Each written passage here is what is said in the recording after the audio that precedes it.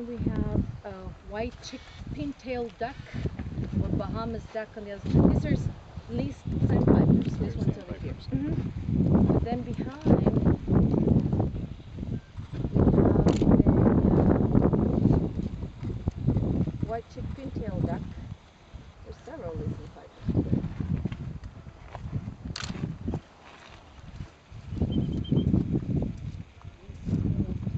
Those taller ones back in the distance with the red legs, white underneath and black in the upper parts are called silks, common silks or black-necked silks. And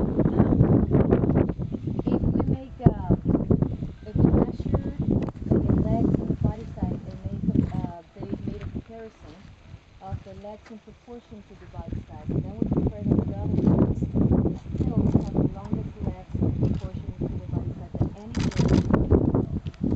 Very, very tall legs.